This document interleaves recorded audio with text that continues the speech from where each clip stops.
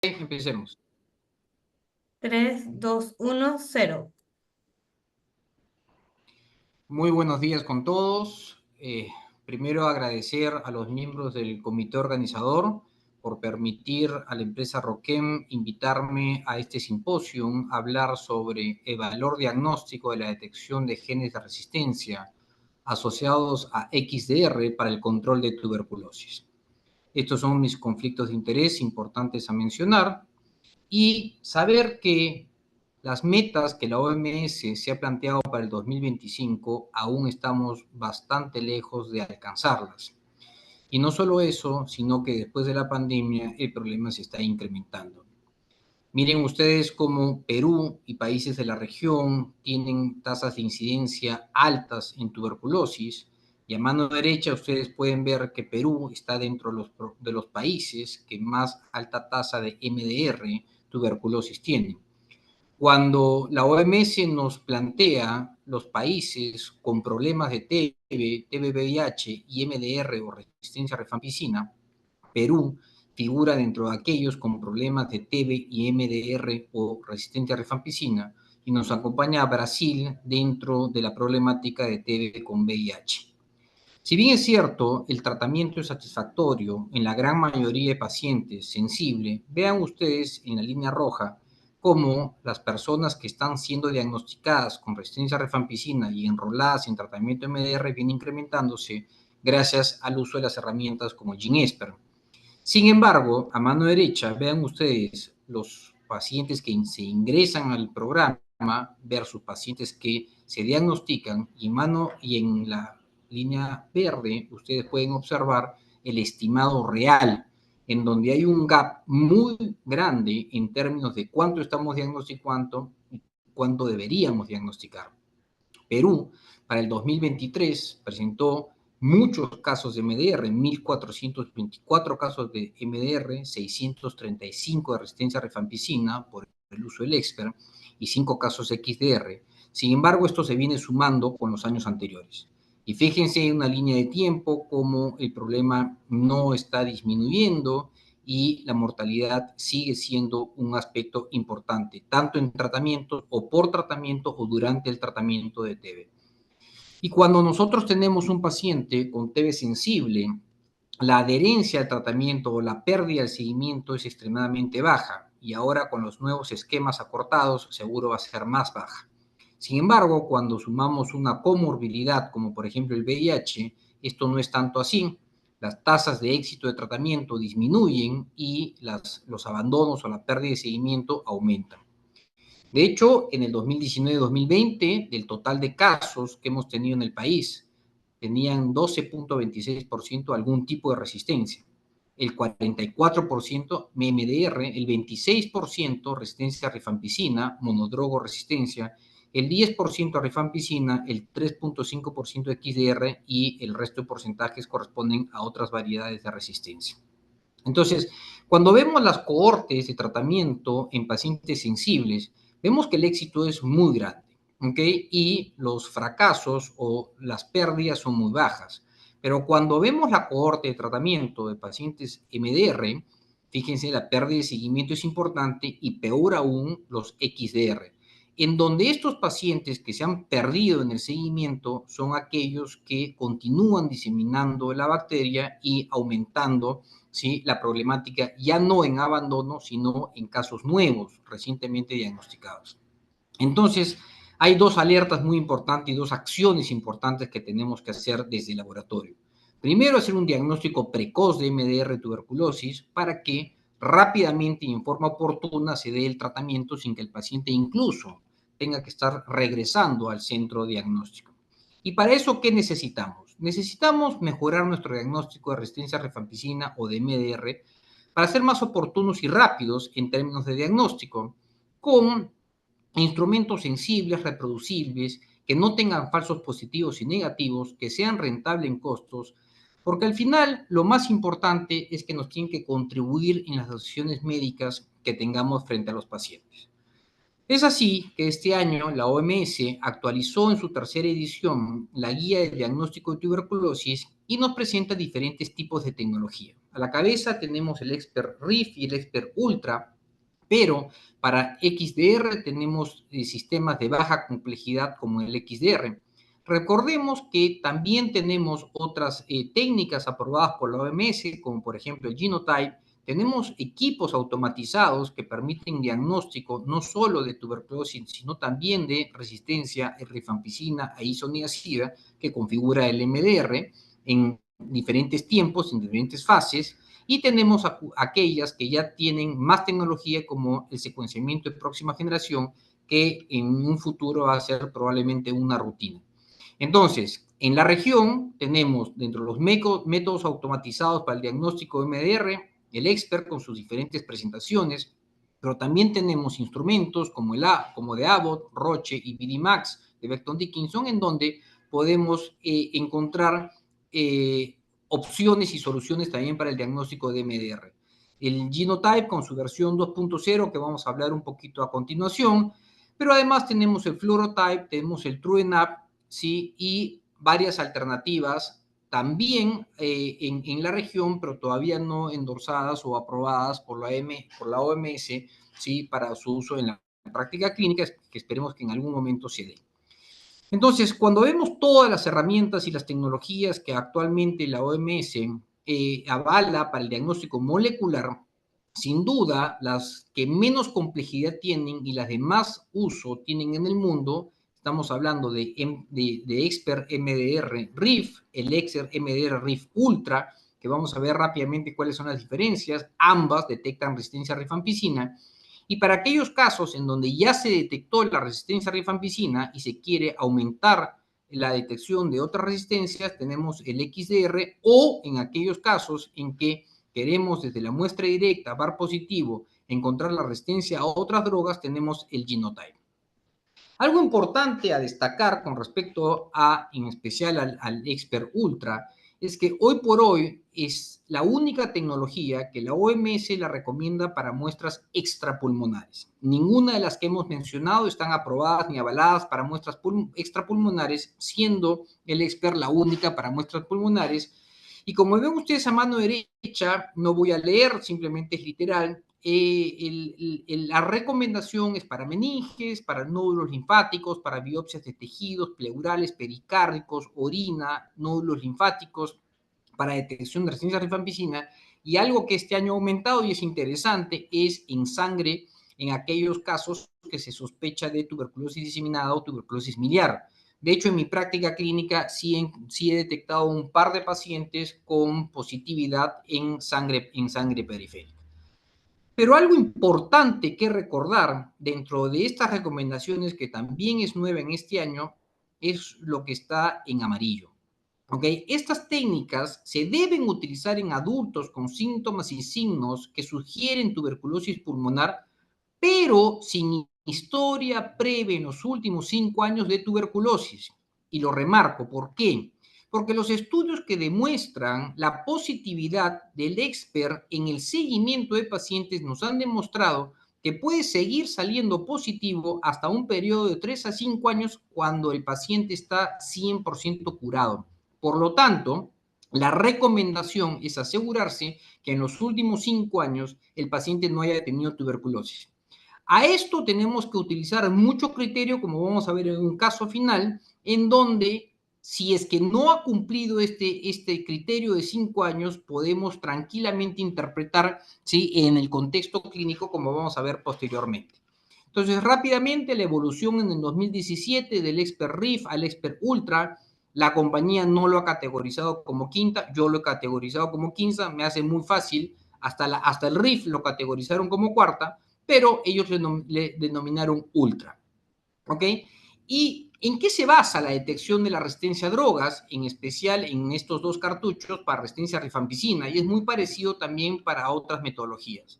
La micobacteria tuberculosa tiene una región de 81 pares de bases en el gen RPOB, en el cual se encuentra la región determinante de la resistencia a rifampicina del gen RPOB, RDRR del gen RPOB. En esta región hay 81 pares de bases que cuando la micobacteria muta, genera resistencia a rifampicina. ¿Por qué? Porque la rifampicina no se puede pegar a esa fracción beta, que es la cabeza de esta enzima RNA polimerasa, dependiente de DNA que hace que la micobacteria se replique. ¿Ok?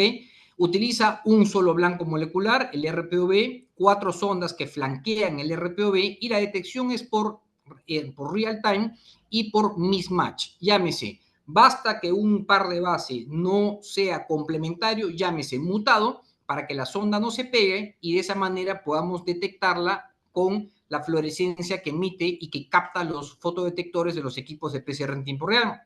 En el caso que estoy presentando es un caso que tiene resistencia a rifampicina y fíjense cómo la sonda de color violeta no levanta, y si no levanta es porque no se pegó. ¿Y por qué no se pegó? Porque hubo un mismatch y ese mismatch es una mutación.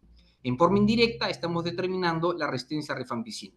Sin embargo, en el 2017 aparece el Ultra. Y el Ultra tiene algunas características. Dentro de las características que tiene, a la cabeza está que no solo detecta el gen RPOB, sino que además detecta la región IS6110 y la región IS1081, además de utilizar doble de volumen que el Expert. ¿Qué hizo esto? Lo que hizo es duplicar o aumentar significativamente la sensibilidad analítica, porque no solo es un gen el que voy a detectar, sino son diferentes genes que incluso cuando vemos ya separado, en forma separada estas características, estas son las 4 sondas que utiliza para flanquear la región RPOB, ¿correcto? Sin embargo, también las regiones IS6110 las detecta y la característica de estas regiones, que son regiones de inserción que tiene la micobacteria tuberculosa, es que tiene varias copias de esta región en su genoma. Por lo tanto, ya no estamos hablando de un solo blanco molecular, sino estamos hablando, esta es una gráfica en el Perú, de 7 a 12 copias, ¿sí?, de IS6110 y un número similar de IS1081. Por lo tanto, el número de copias que va a poder detectar o el número de blancos moleculares que va a poder detectar son muchísimo más que una sola copia del RPOB. Esta es la forma, no lo hace por mismatch, lo hace por temperatura melting, que no tiene mucho sentido detallar, pero lo que ha permitido esto es aumentar el número de mutaciones de una forma mucho más certera que la versión anterior. Y esto nos trae un nuevo término que se llama las trazas. ¿Qué cosa es una traza? No es más que aquella positividad a IS6110 y no RPOB por la concentración de DNA de la micobacteria que no permite identificar la resistencia a rifampicina. Por lo tanto, todo traza tiene una resistencia a rifampicina indeterminada porque no tengo la suficiente cantidad de muestra para poder determinar la resistencia. Y esto es súper importante entender. ¿Por qué? Porque el cartucho XDR está solo definido en aquellos casos que no son trazas. Llámese que tiene la positividad y que además nos da información de resistencia a rifampicina, porque el resto de drogas va a ser respondida por el cartucho XDR. ¿Ok? Esta es la forma como lo detecta, es temperatura de melting, nuevamente es una característica molecular que tiene el ADN, no lo voy a detallar, pero quizá lo importante es que la versión quinta versus la cuarta es que permite, sí, en forma más sensible, detectar más mutaciones y además detecta heteroresistencia, ¿sí?, de forma más efectiva. No me quiero detener a eso. Esta es un poco la experiencia que nosotros tenemos, casi 4.000, 5.000 muestras pulmonares y 3.000 muestras extrapulmonares procesadas. Miren, en el Perú lo que predomina es líquido cefalorraquídeo, líquido pleural, BAL, esputo. Y cuando nosotros vemos la positividad a través del EXPER en la experiencia de los últimos años en el laboratorio, vemos que la gran mayoría son muestras pulmonares versus extrapulmonares. Sin embargo, cuando vemos las trazas, aquellas muestras que tienen muy poca concentración de ADN, fingen cómo predomina la extrapulmonar y dentro de la extrapulmonar los líquidos cefalorraquídeos que establece diagnóstico de meningoencefalitis tuberculosa. ¿No es cierto? Y esta es la tasa de positividad que tenemos en el Perú en diferentes tipos de muestras. En esputo llega al 31%, pero fíjense ustedes en líquido cefalorraquídeo, en ganglio, en tejido, jugo gástrico, en columna, etcétera, ¿sí? La positividad está en el orden del 7 al 10%. Esta es una curva que evalúa durante los últimos 10 años cómo ha ido la positividad en general en muestras pulmonares. Y esto es tenebroso para mí porque define la resistencia a rifampicina. En el orden del 10 al 12% de muestras estudiadas son resistentes a rifampicina y eso es muchísimo, pero no es más que reflejo de la realidad peruana. Interesante ver cuáles son las regiones de la micobacteria. Este es un RPOB en círculo, ahí tienen los tripletes, ¿sí? Y vean ustedes la frecuencia de las ondas que detectan o los tripletes más comunes. Vean cómo la sonda E es la más común, el 63%, con el cartucho RIF, y con el Ultra es la sonda SMB4, que detecta la misma región 531, 532, 533, que son los codones que más mutan en la micobacteria tuberculosa, pero tienen también otras frecuencias. De hecho, en la figura de abajo ven cómo se sobrelapa la 4 con la 3, razón por la cual ambas tienen gran cantidad de positividad. ¿Ok? Por otro lado, cuando tenemos ya la resistencia a rifampicina, ahora, ¿qué hacemos en los pacientes que tienen resistencia a rifampicina? En aquellos que ya detecté con el ultra la resistencia a rifampicina, ¿qué es lo que nos recomienda la OMS? Nos dice, oye, utilicen metodologías de baja complejidad para detectar mutaciones o resistencia isoniazida, fluorquinolonas, ¿sí? Rather than, o sea, en vez de, para mí es junto a, la verdad, pruebas de sensibilidad, ¿ok? Fenotípicas. Pero no solo para estas drogas, sino además para resistencia a etionamida y para resistencia a amicacina u otros inyectables. ¿Con qué instrumento? Con el instrumento o con el cartucho MTV XDR. Hay algunos aspectos que tenemos que empezar a explicar antes de hablar de este cartucho. ¿Cuáles son los conceptos que hay detrás de todo esto y que pueden ir cambiando en el tiempo? Y son las mutaciones. La OMS ha publicado un catálogo de mutaciones de la micobacteria tuberculosa porque de alguna manera esto es algo móvil en el tiempo. Y las mutaciones las está categorizando en 5 grupos. ¿Okay? Grupo 1, grupo 2 son marcadores de resistencia. Grupo 3 son significado incierto. Y grupo 4 y grupo 5 son marcadores de no resistencia. ¿Ok? Y esto se va moviendo. Acá tienen ustedes el listado de las drogas a mano izquierda. Tienen ustedes ahí algunas reglas que definen digamos, el grado de certidumbre frente a la sensibilidad y a la especificidad. De la mano derecha tienen algunos genes asociados a estas drogas, pero los vamos a detallar. Entonces, ¿qué pasa? Lo que hace para cada mutación descrita, ¿sí? En la micobacteria tuberculosa, la clasifica en diferentes tipos de grupos, ¿verdad? Pero estos grupos, en la medida que se va generando más información de asociación entre la mutación y el fenotipo, y no solo el fenotipo, sino la respuesta al tratamiento, puede que una mutación vaya moviéndose de un grupo a otro. Sin embargo, aquellas que están en el grupo 1 difícilmente van a terminar en el grupo 5. Usualmente las del grupo 3, que esas que no sabemos qué significado tiene, son las que se pueden mover a la derecha y a la izquierda, pero lamentablemente ya tenemos 12.581 mutaciones que están en ese grupo. ¿Ok? Y eso va a ir cambiando un poco la historia. Acá ustedes tienen el número de mutaciones por droga, por fármaco, que están descritas, ¿sí? Y en realidad, por ejemplo, para piracinamida tenemos 139 mutaciones, para rifampicina 26 mutaciones, pero miren ustedes la cantidad de mutaciones descritas con un significado incierto, ¿ok? Y esto es simplemente para poner como un ejemplo. Hay mucho numerito, no me interesa que vean tanto numerito. Simplemente este es el RPOB con todas las mutaciones descritas. Cada fila es una mutación. ¿Ok? Y esos números que ven ustedes entre los aminoácidos es justamente el codón donde está mutando.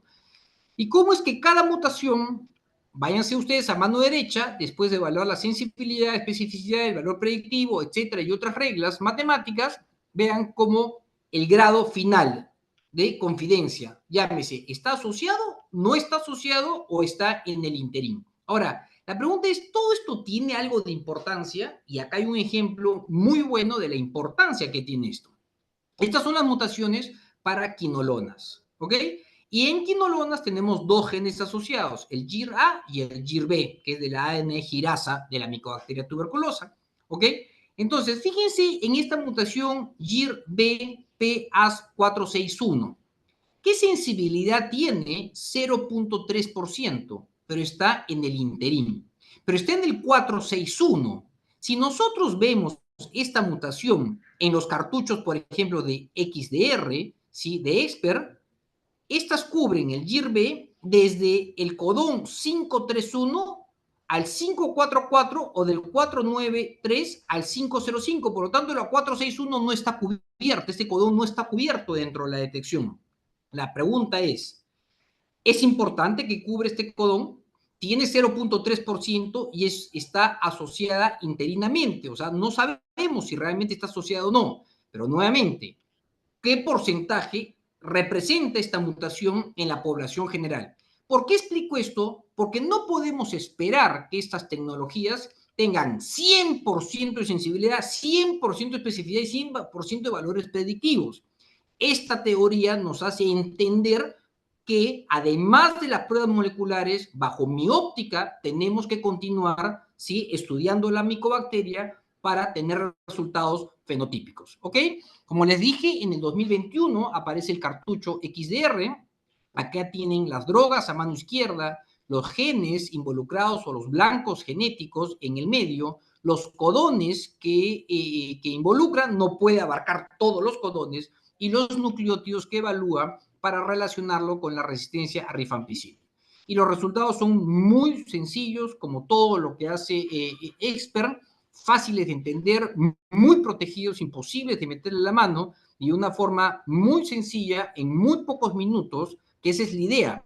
Paciente viene, le hago un ultra, sale positivo, le hago un XDR y en menos de 2 horas y media, sin que el paciente se vaya del hospital o del centro, ya estoy estableciendo un diagnóstico de resistencia a rifampicina, de multidroga de resistencia y hasta de XDR en una manera que hace unos años ni siquiera hubiese sido posible imaginarnos. ¿Ok?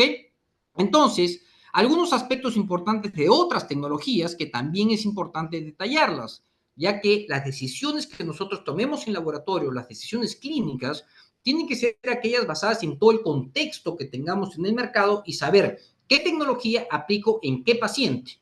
Yo siempre digo, la mejor técnica es aquella que se complementa con otra.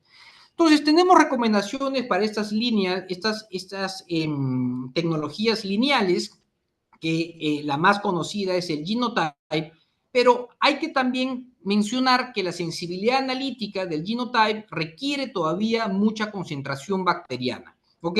Esta es la forma y las sondas, es una tira de nitrocelulosa en donde están sondas que van a ser complementarias a las regiones wild type o las regiones mutantes.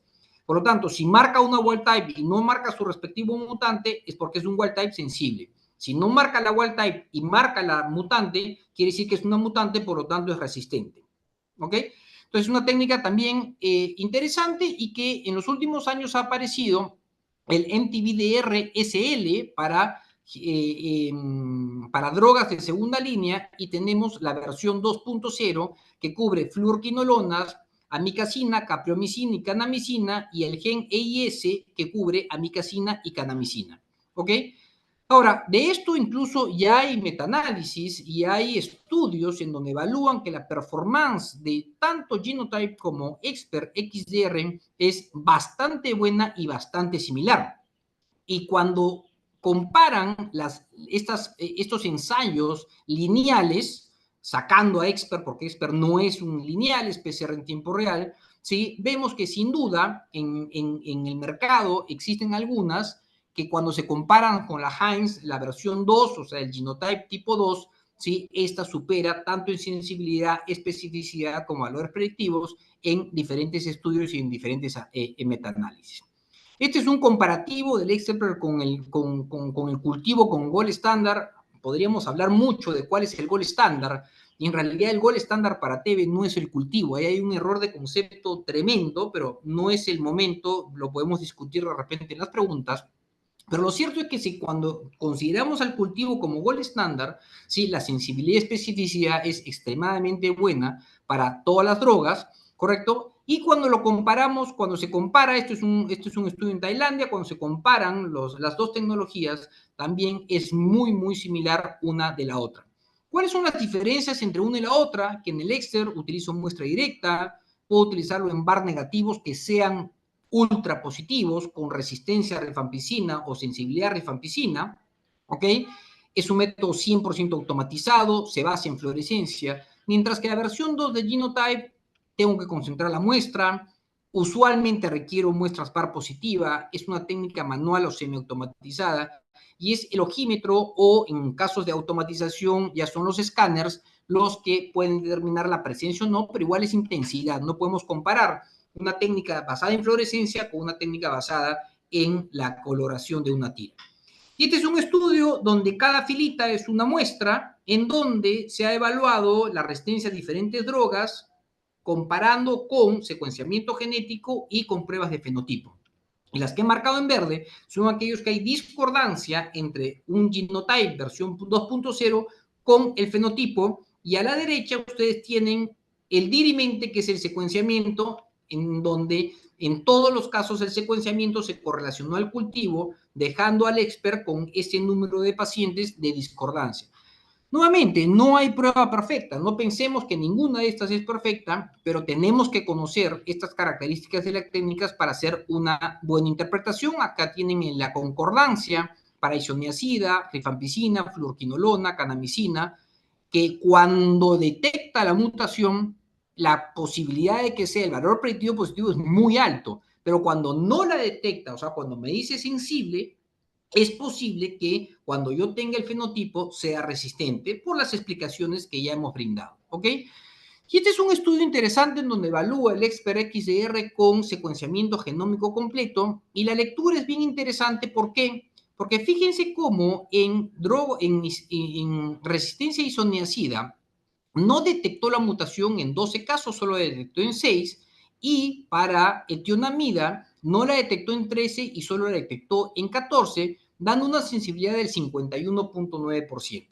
Sin embargo, los mismos autores, cuando hacen el análisis de esto, definen que la no detección de la resistencia a rifampicina fue porque la mutación que tenía una G570A, ¿correcto? Pero además tenía una mutación CT en la región promotora, por eso es menos 57 del OXIR-AHPC, es un gen en donde todavía estas mutaciones son no determinadas del grupo 1, por lo tanto podrían ser sensibles, ¿ok?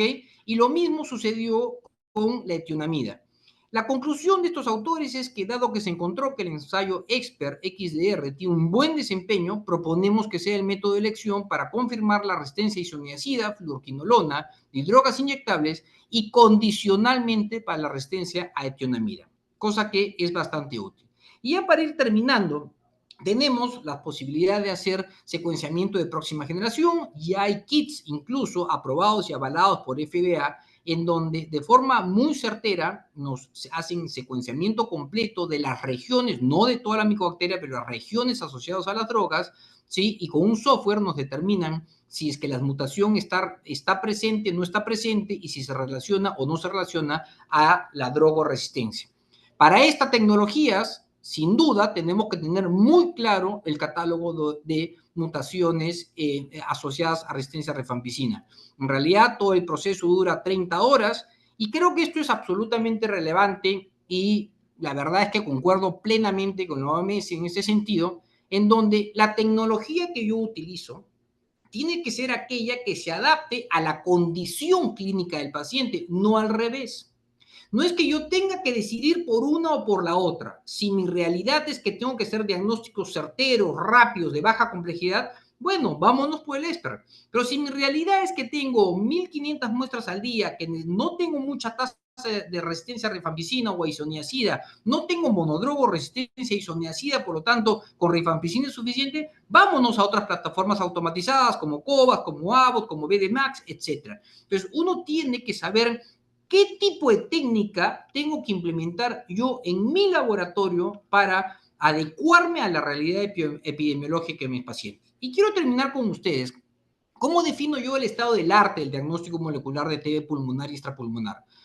Con un paciente de 37 años que tiene el antecedente de tratamiento completo 2 años, resalten esto, hace 2 años nada más, hemos hablado de los 5, ¿verdad? Pero lo cierto es que ingresa al hospital, son casos reales, con diarrea crónica, baja de peso, se hospitaliza en el servicio de gastroenterología para una colonoscopia. En la colonoscopía se ve un engrosamiento ileocecal importante que hace pensar en una tuberculosis intestinal, ¿ok?